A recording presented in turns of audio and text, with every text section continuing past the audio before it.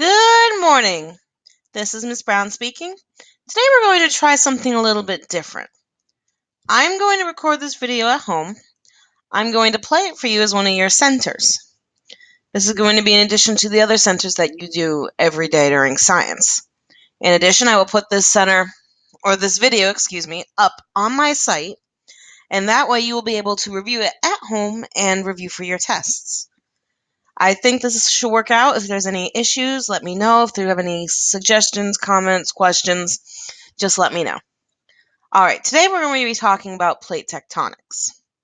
Now, this book is a bit long, so for the sake of the center, I am going to give you the highlights. That's the key ideas, the main ideas. It's like a summary. All of these words that you've heard before, and I'm sure in Miss Greenlee's class. All right, so here's our planet. More of our planet, and we'll talk about what that is in a minute. All right, when we're looking at the introduction, we're going to skip this part and go straight to the meat of this book, which is right here. This is the internal structure of the Earth.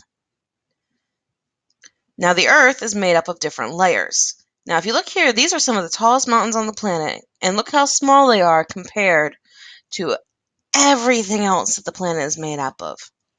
In fact, you can barely even see the crust. The crust is this part right there. This thin little line right here. So we have the crust. That's the layer that we're standing on right now. So think about how deep those rocks go. But compared to everything else, it's so thin and tiny. Then after the crust, we have the mantle. Right here, this is where that molten rock is that goes around in circles, around and around and around. And around and around and around. Just like this, circles going around and around and around. All right, remember now, this molten rock, it's kind of like silly putty or Play-Doh or even a little gross, but even like chewed gum. All right, so it's without the stickiness of the gum, of course. So it's like kind of solid, but it's also kind of liquidy. So that's what this layer is made of here. Now, of course, we do have the outer core and the inner core, which make up the center of our Earth, but for the purposes of the plate tectonics, we're going to focus on the crust and the mantle, at least for our purposes. So this mantle is constantly moving. Like I said, there's these convection currents. These are the currents that run in the mantle, causing this molten rock in here to go around and around in circles. Now, when this mantle is moving, it moves the crust on top. Well, Miss Brown, how is that possible? Because the crust, all this land and the land underneath the ocean and the continents that you see here, it's not solid. It's broken into about 15 different pieces. I'm just kind of making up these pieces as I go. These are actually not the exact what the plates exactly look like, but you get the picture. And I'll make that line a little bit darker. So it's broken up into about 15 currently.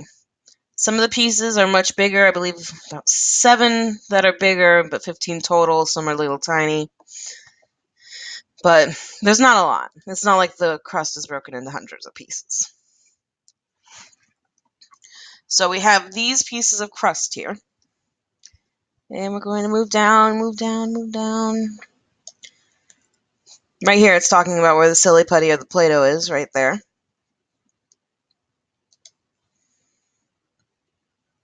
It may feel solid, but if you push on it, it'll change shape. That's what we mean by Play-Doh.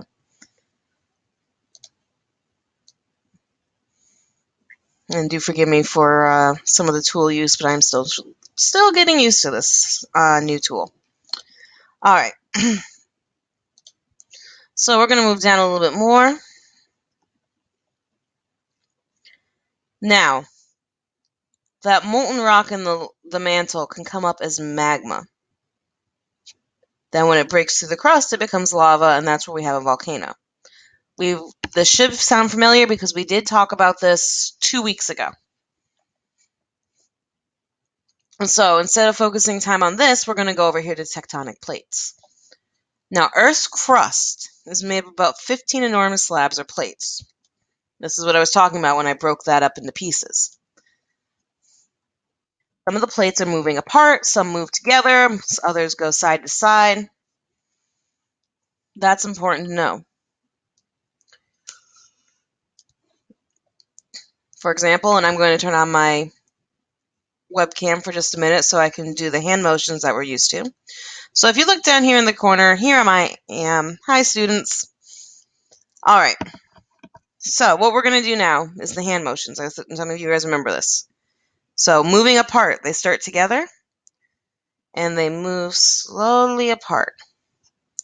Now, other times they come together.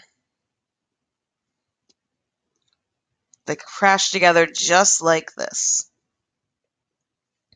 And still other times they slide apart. I'm trying to think how the best to do it. Sliding apart. You remember what I talked about with that. So those are the different parts of the plates. Now I'm going to turn off my webcam so I don't distract you while we continue on with our lesson. And by me, I mean my cats because they're running around the apartment. So moving on with the lesson. We have two different types of plates. There are continental plates that are under the continents or land.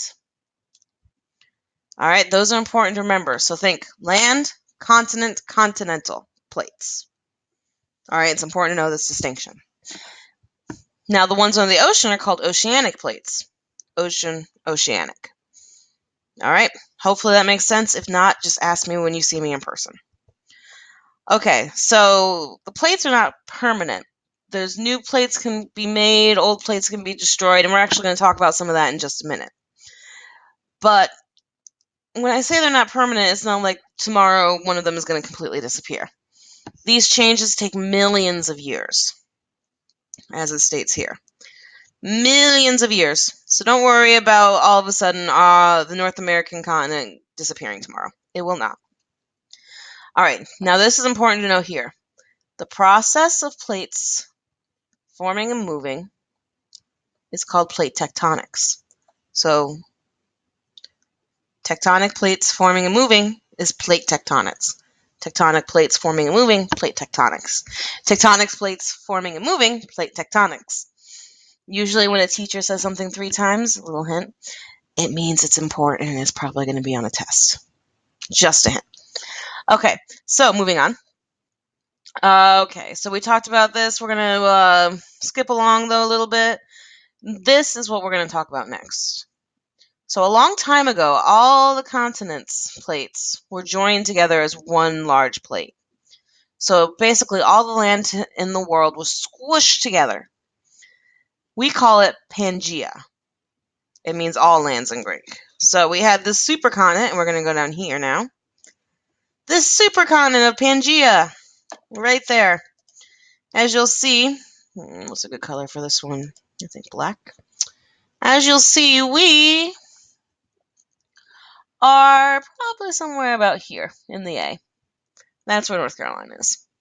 Here's Africa down here, South America. This is North America. This is Asia and Europe. We have Antarctica and Australia down here. So, all the land was squished together.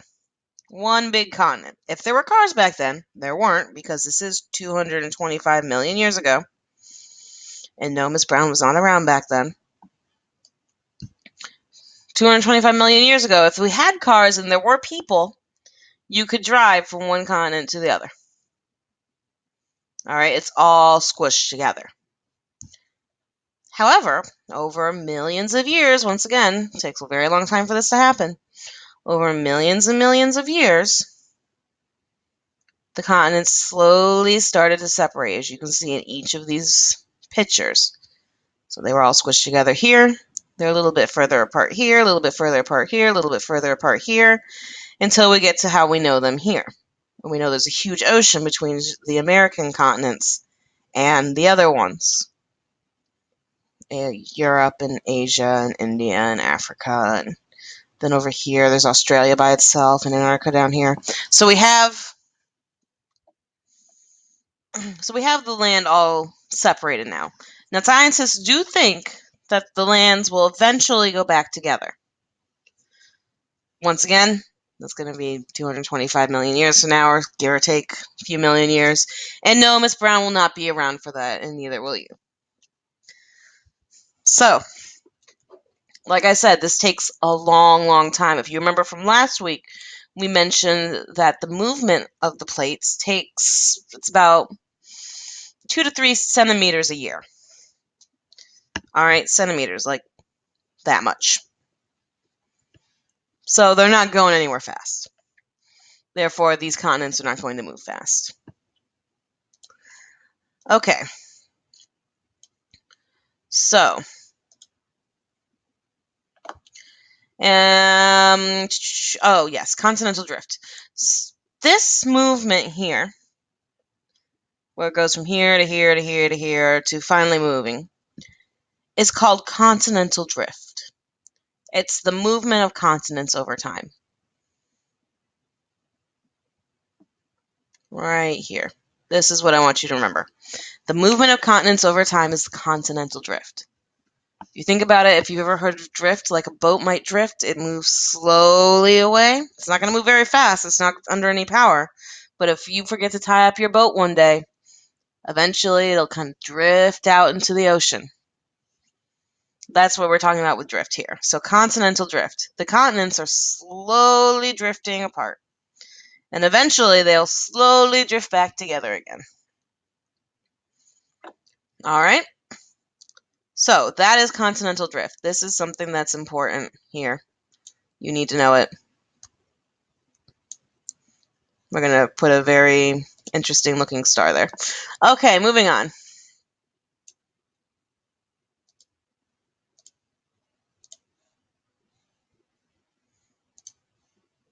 Sorry, still getting used to the tools. Moving on. Ocean ridges and trenches.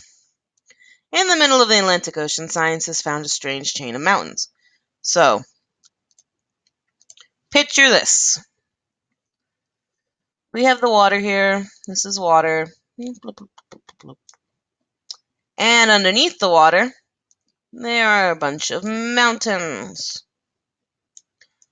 But why might they be there, Miss Brown? You may ask. I'm about to explain that. All right, this mountain chain is called the global mid-oceanic ridge, or mid-ocean ridge. This right here.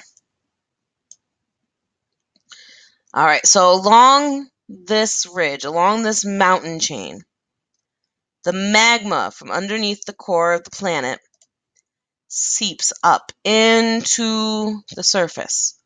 So when you think about it, and I'm going to draw this over here so we have a little bit more room. Clean the screen. Okay, I'm just going to make a white spot over here.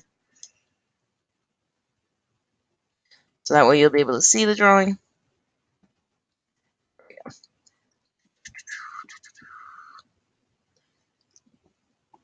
There.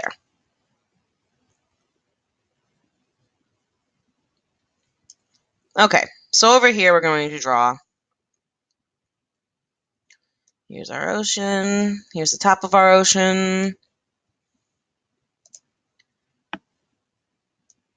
There's Miss Brown's boat.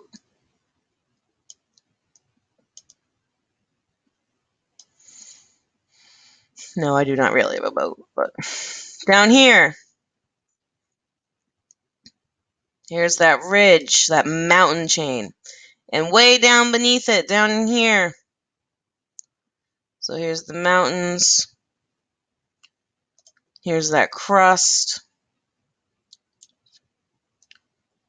There's the crust. There's the ocean in here. This is all water, water, water, water, water, water, water.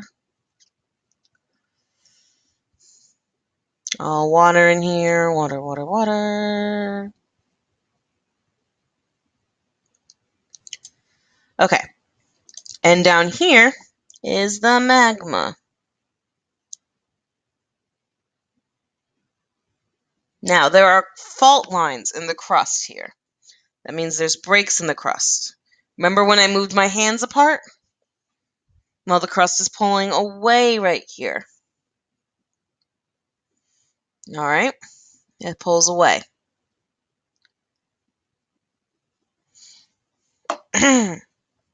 So, this magma comes up.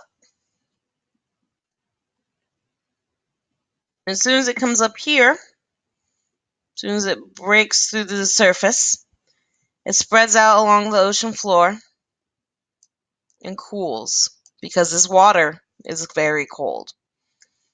So as it comes up, it cools down and it hardens into more rock. See, right now it's hardening. This is how new crust is formed.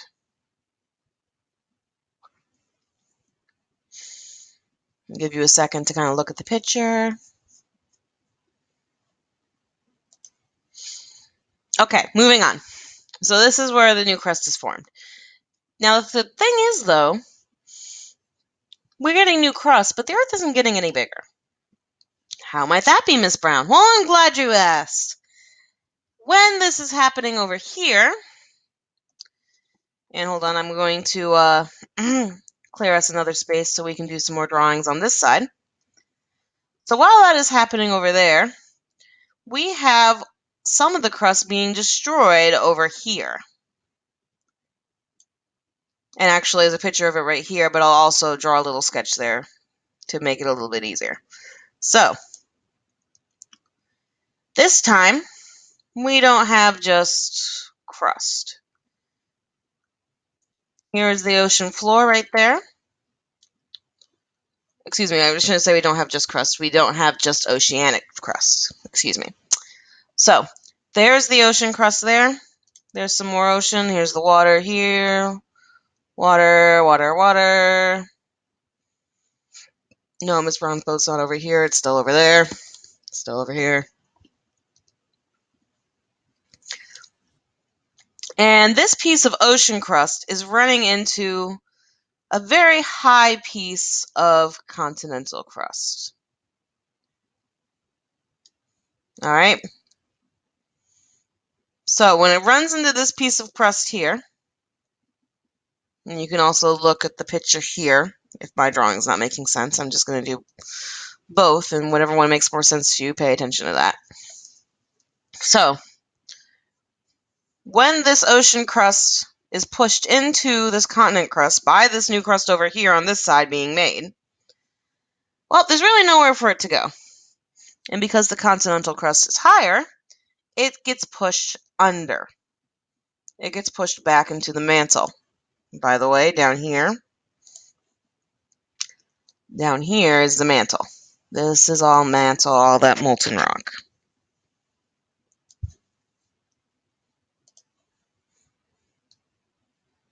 So, this crust here gets pushed down into the mantle. And when it gets pushed down into the mantle, it melts. It melts, and it becomes part of that molten rock in the mantle again. And eventually, that melted rock will circle its way. It goes around in circles, right? Those convection currents that we talked about make circles, it travels, and eventually it might even make its way back over here again and come back up to the top and be formed again as new crust. It's like a cycle. So as new crust is being made, old crust is being destroyed, keeps the Earth the same size. Now, here at this spot, I'm going to make this a little bit solid. Sometimes pieces of, or not pieces, excuse me, bits of this molten rock might come up through here. And when we get that up there and we have an explosion, that is a volcano. Yes, very good. I'm sure many of you knew that, if not all of you. So yeah, there's our volcano. So sometimes we have volcanoes form here. I should mention before I go any further that this is called a trench here. Right there is the trench. This bit of land right here where this crust is being pushed under this crust. This right here is called the trench, and you can see it right here in this picture as well. Here's the trench, which is right here in my picture. Here's the ocean crust, oceanic crust right here with the ocean on top. Mantles down here, mantles down here. So whatever picture makes more sense to you, I would study it. Now, here's lava. It comes up. It comes up as magma, it comes up as lava, and it explodes, and there's so many volcanoes. This is where we get the Ring of Fire from. The Ring of Fire is this right here.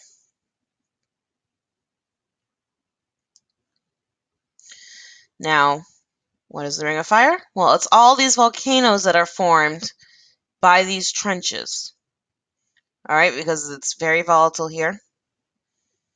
All right. Basically, the entire area of land that skirts the Pacific Ocean is just a bunch of volcanoes.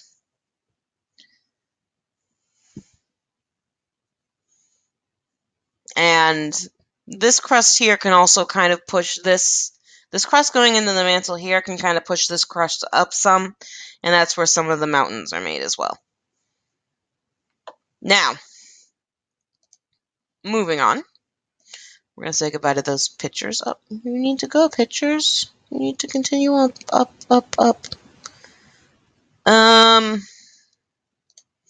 There.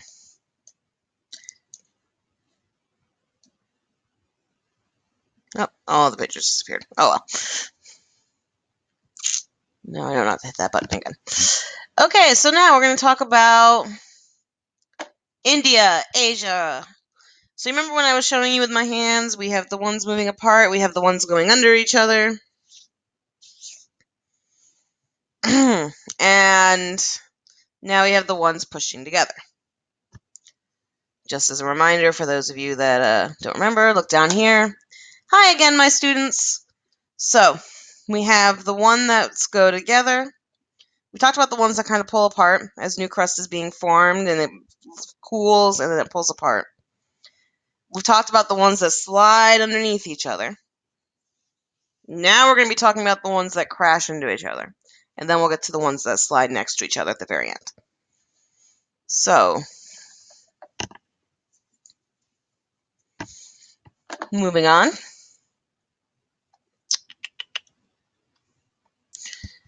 Okay, so India, Asia, that's where we were. India was once its own little landmass.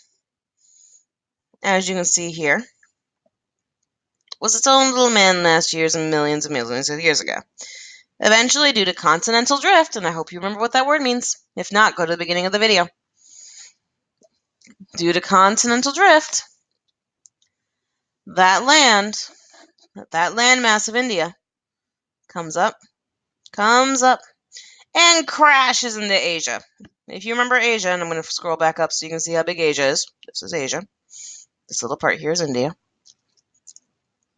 Asia's big. Asia doesn't move. When India crashes into Asia, it doesn't move Asia anywhere. So they, like I said, they crash. All right.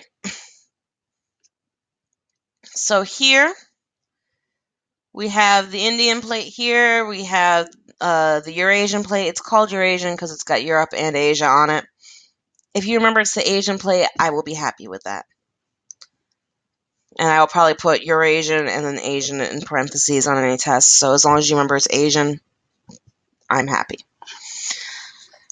So, this Indian plate, as you can see, it's crashing into the Eurasian plate. So, as those two plates come together, they're making mountains. See how the Himalayan mountains, and do remember that this is the Himalayas. Here are the Himalayas here. They're getting pushed up as the Indian plate and the Eurasian plate crash into each other. They're getting pushed up, and they're making mountains, some of the tallest mountains in the world, Mount Everest, all of them. Now, the Himalaya mountains are growing still. They grow about a centimeter a year. Yes, that's not a lot. It's less than an inch. But eventually, it'll be about 6 miles worth of growth in a million years or so. So, no, we will not be around to see it, but still a fun fact for the day. It is important to note before I leave this part that you remember how the Himalaya mountains were formed. That it's from India and Asia crashing into each other and making mountains. All right, really quickly, the last little bit. Here is a fault line. This is the one where they go back and forth. If you remember the hand motions, this is where they go back and forth. Now, sometimes when they're traveling next to each other, this one's going this way, this one's going that way. This one's moving up and to the left. This one's moving down and to the right. Sometimes when they're moving past each other, there's a jolt, there's a bump. The land shakes. And that's where we get our earthquake. I don't know how many of you might have relatives in Carolina not Carolina, California, or know a lot about California. But if you've ever heard anything about California, you would know that they have earthquakes all the time. That's because they built a lot of their major cities, like San Francisco, on the fault line. So whenever that ground shakes, they get earthquakes. So everything that we've talked about is part of plate tectonics. All right, now, very lastly, before we move on, I want to make sure that you know, and the words that I want you to be familiar with, I'm going to underline. You need to know what continental drift is. Definitely. For those of you that remember, it's when those continents are moving. You need to know what continental plates are. Like I said, the core, as long as you know it's the inner part of the Earth, that's what I'm concerned about. But remember, the crust is what I'm more worried about, knowing the crust and the mantle. All right, you do need to know what the global mid-ocean ridge is. A fault, I do want you to know what that is. We didn't talk a whole lot about it in the video, but it's basically just the cracks between the plates. You remember that's where the cracks between the plates are. There's the fault in California where a lot of those earthquakes happen because the plates are moving next to each other and they're sliding past each other. There's also faults in that the mid-ocean ridge that allows the magma to come up, and when it hits the water, it cools because that water is so cold. That's what I want you to remember about faults. Lava and magma, you guys have already shown me that you're pretty good with those words, just as long as you remember what they mean from here. But I'm not going to highlight them because they're not any of our new words that we talked about. I do want you to know, obviously, plates and plate tectonics. This is very important. Oceanic plates, as long as you remember they're the ones under the ocean, I'm good. Pangea, I do want you to remember about that single supercontinent, because that is very important when we're talking about continental drift. And in fact, if you have a question about continental drift on a test or something, there's a good chance that Pangea is involved. Or if you have a question about Pangea, it's a good bet that continental drift is involved. So do remember how they are related. Ring of Fire, I just want you to remember that it's where that old crust is being destroyed, being pushed back into the mantle, and that there's a lot of volcanoes there as a result of that tectonic plate movement. Trenches, remember they go along with the Ring of Fire. If you can just remember the basic idea of these two being related, I'll be happy. And volcanoes, you guys, we already studied those in depth last week, the week before, recently. So I'm not going to circle that one. But this is my video.